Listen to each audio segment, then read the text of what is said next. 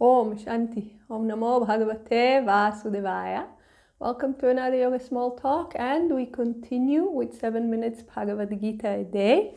We are reading from chapter 6, the Yoga of Meditation, and we have reached verse 2. Do thou, O Arjuna, know yoga to be that which they call renunciation.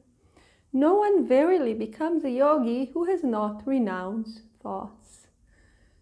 So there is a very, very beautiful commentary of Swami Sivananda here which explains this verse but also summarizes very beautifully what we have said in the previous teaching about verse 1.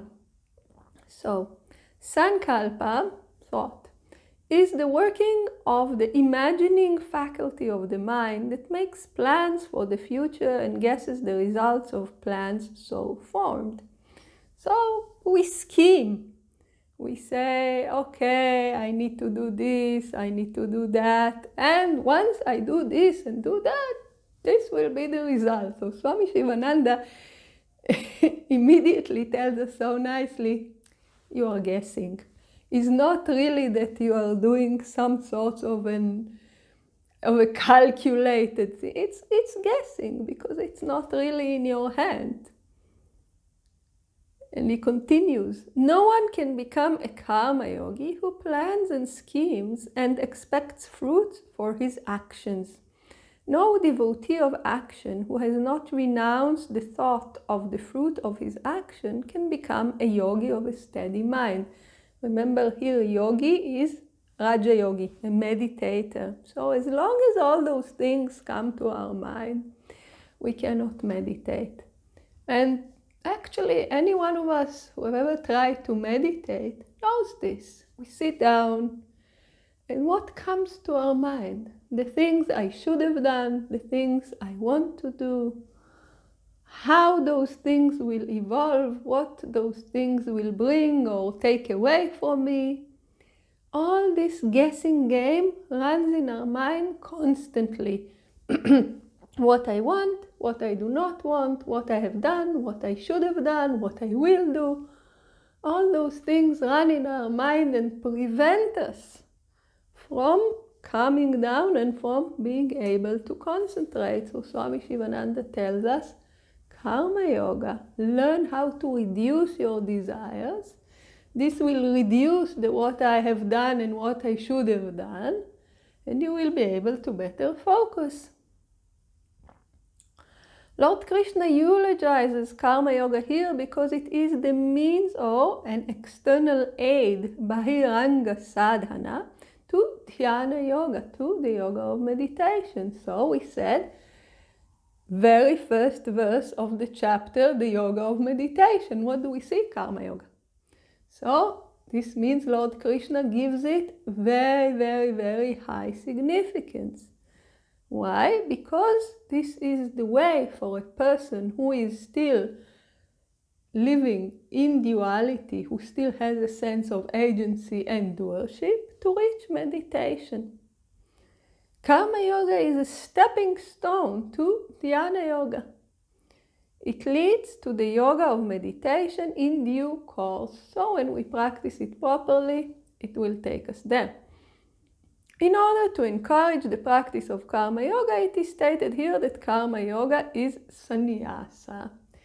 So Swami Sivananda explains to us also a little thing that we've discussed in the first verse. We know that sannyasa is renunciation of action. So why Lord Krishna starts the chapter on the yoga of meditation with telling us that to do those actions is to renounce? Swami Sivananda tells us Lord Krishna wants to eulogize Karma Yoga, because without Karma Yoga we will have nothing. And this we have to keep in mind. Some people think, maybe I can skip. I'm able to focus when I'm reading adventure books. I'm able to focus when I'm watching TV, whatever it is. And they think, maybe I can skip Karma Yoga. And some other people think, I am so kind, I'm always giving to others, I'm always helping others, I'm so selfless, the opposite of egotistic. So I don't need this practice of karma yoga. And Lord Krishna and Swami Sivananda and all the commentators from this tradition, they tell us again and again and again, karma yoga is a practice, and the purpose of this practice is to purify the mind so that the mind can meditate. And purity of mind is not only doing kind things to others, although it's a very good thing. And it's not only being able to focus a little bit on this or that.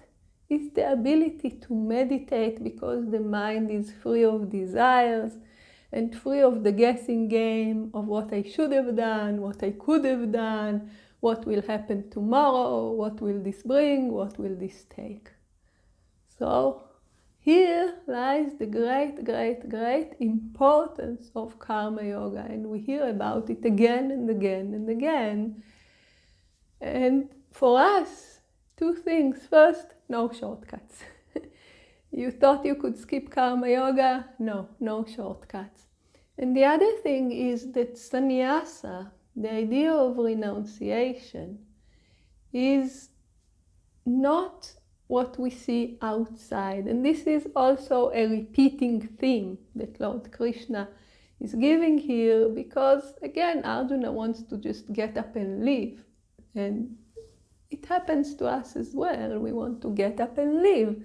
And Lord Krishna tells us, this is not renunciation. This will not lead you to meditation. Actually, staying, doing the action, but in the proper mind frame, is renunciation. Will take you to where you want to get. And this is what the teaching tells us to do. So this is this verse, and the teaching continues to elaborate how this actually works in the next verses. So please join us. Om Shanti.